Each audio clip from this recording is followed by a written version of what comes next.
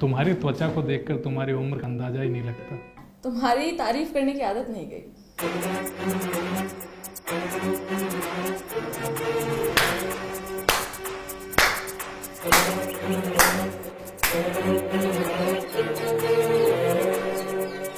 मुबारक हो, तो हो ही गई ग्राम विकास अधिकारी की दूसरी शादी।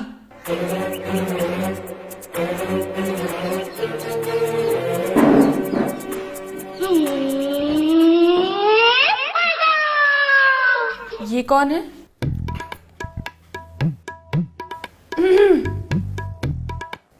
सांप क्यों सूंघ गया है? बोल क्यों नहीं रही कि मैं तुम्हारी बीवी हूँ?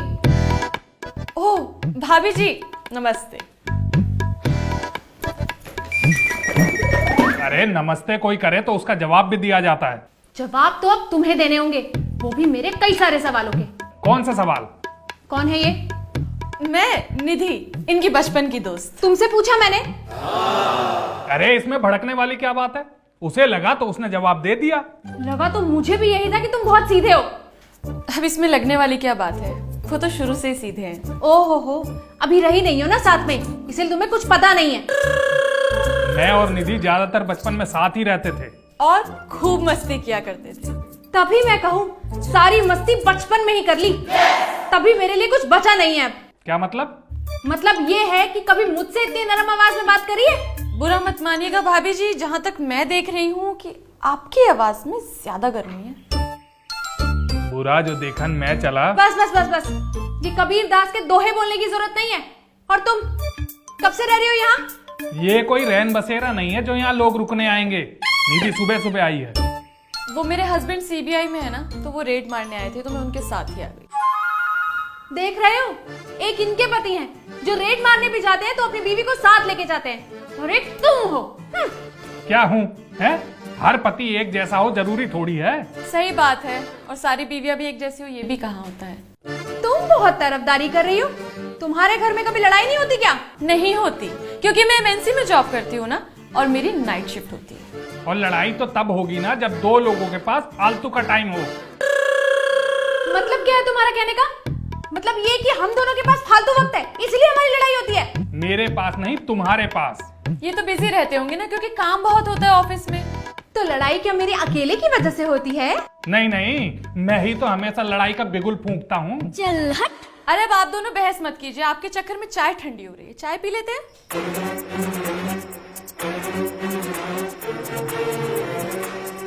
एक मिनट, जब लोग तीन हैं तो चाय दो क्यों? क्योंकि जब चाय दो थी तब लोग भी दो थे। अरे आप झगड़िए मत, आप लीजिए मेरी चाय पी लीजिए। नहीं नहीं, कोई जरूरत नहीं है। वैसे ये चाय बनाई किसने? मैंने। और वो भी जबरदस्त। जबरदस्त क्यों नहीं बनेगी, तुम्हारे लिए जो बनी है। मैं तो बीमारी में कहते कहते मर जाती हूँ, मगर ये आदमी एक गिलास पानी भी नहीं देता। और यहाँ देखो, चाय नाश्ता तैयार कर दिया। हाँ। अब ये तुम गलत बात बोल रही हो। क्यों? क्या गलत बोला मैंने? कभी चाय बनाई है तुमने मेरे लिए? आपने कभी बोला ही नहीं होगा। तुमने बोला था? नहीं। फिर क्यों बनाई? तो घर आए मेहमान को कोई चाय नाश्ता भी ना पूछे। अरे तो जितनी इज्जत मेहमानों की करते हो उतनी इज्जत अपनी बीवी और उसके घर वालों की भी कर लिया करो। ऐसी बात तो नहीं है, ये तो सबसे प्यार से बात करते हैं। यही तो दिक्कत है कि सबसे प्यार से बात करते हैं, बस अपनी बीवी और उसके घर वालों को छोड़ के। आप बेमतलब ही इन्हें बदनाम कर रही हैं। ये ऐसे बिल्कुल नहीं है। अरे ये गाय की खाल उड़े भेड़िया बैठा हुआ है, तुम जानती क्या हो इनके बारे में? कुछ भी अनाप शनाप मत बोलो बाहर से आए मेहमान के सामने। ओहो हो, आज तो संस्कार देखो जरा इनके, मुंह से शहद टपक रहा है। और क्यों ना हो, बचपन की सहेली के सामने दिखावा जो करना है। अरे आप तो इनके पीछे ही पड़ गई हैं। अब कोई मुंह में उंगली डाल के बुलवाएगा तो गूंगा भी बोल ही पड़ेगा ना। इतनी समझ होती तो आज ना जाने कहाँ होती। इंग्लैंड नहीं पहुंच गई होती, तुम्हारे साथ बंधना जो लिखा हुआ था। ये क्या बात हुई? आप तो सारा दोष इन्हीं के सर मढ़ रही हैं। तो किस पे मरूं हैं? और तुम क्या ये चुस्की ले लेके चाय पी रही हो? जल्दी से अपनी चाय खत्म करो और निकलो यहाँ से। तुम होती कौन हो निधि को इस घर से निकालने वाली?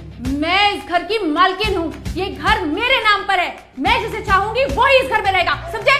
समझ तो मैं गई कि एक ग्राम विकास अधिकारी का जीवन कैसे बीत रहा है। जीवन बचा ही कहाँ है? तुम थोड़ा सा रो क्यों नहीं लेते?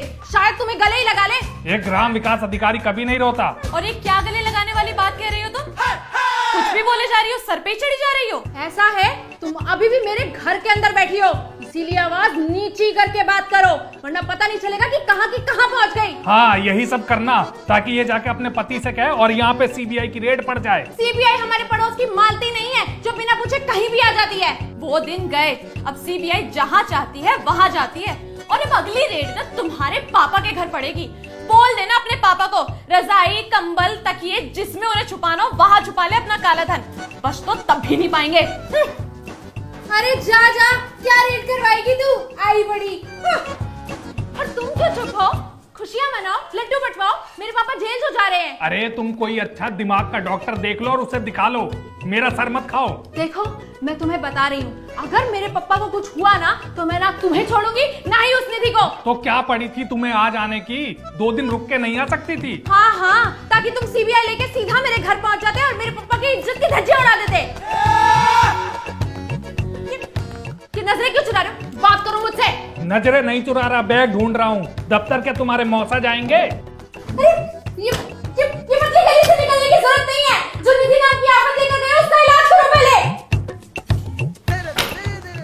आज देखती हूँ ये आदमी दफ्तर कैसे जाता है।